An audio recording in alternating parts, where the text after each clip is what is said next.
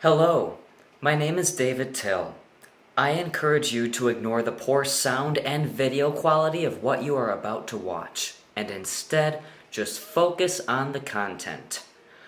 I am not 100% sure where the camera on my phone is, so I don't think I'm actually looking you in the eye. But that's okay. I forgot what I was going to say, and now I'm just going to keep going. As an added courtesy to you, my valued viewer, this is one of the few times that you will have to see my face for the next 5 minutes. In the event that you do have to see it again and it is not to your liking, I encourage you to look down, avert your gaze, or else picture a face that is better equipped to meet the needs of your emotional and/or sexual desires. Thanks so much for watching and enjoy the video. Today, we're going to discuss the origin of humankind, and to do this, we're going to use one of my favorite historical sources, the Bible. Now, if you're tuned into U.S. current events, you may be under the impression, as so many of our American politicians seem to be, that the Bible was written about America, about the same time that the Constitution of these United States was drafted.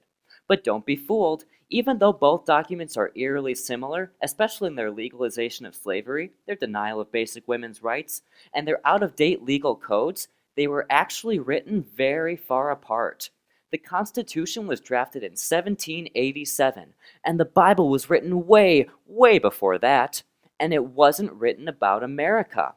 It was actually written primarily about what we know today as the Middle East.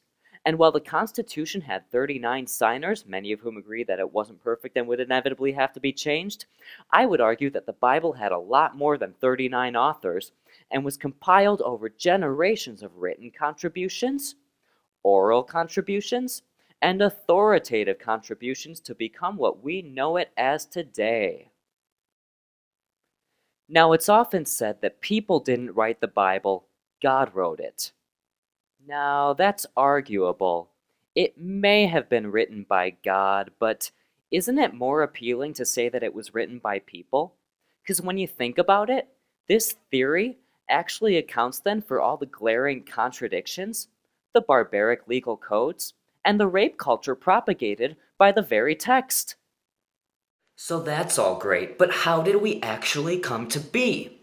Well, for that answer, we have to go back to the very beginning. Genesis, chapters 1 and 2. But wait, there's already a contradiction. Say what?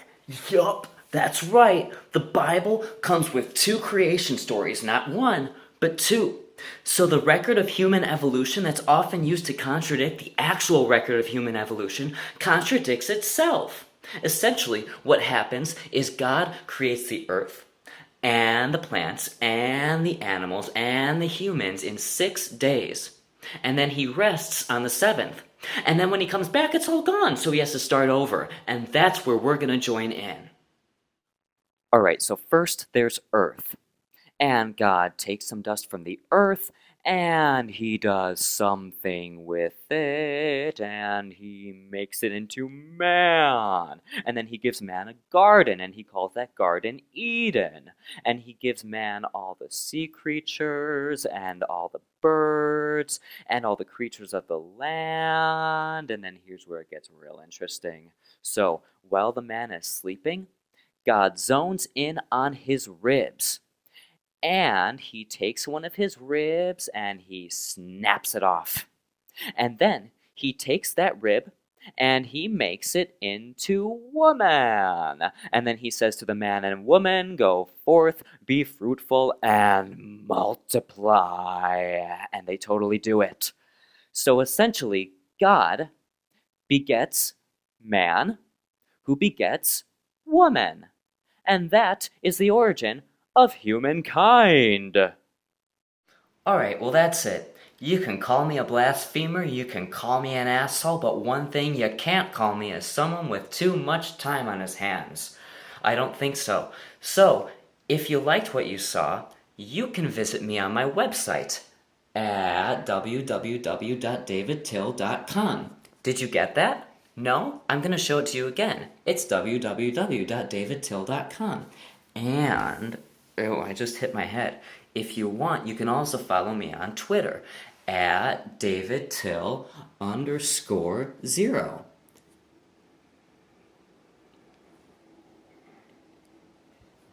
All right, well, this is done. So you have a great day, and I will try. Bye.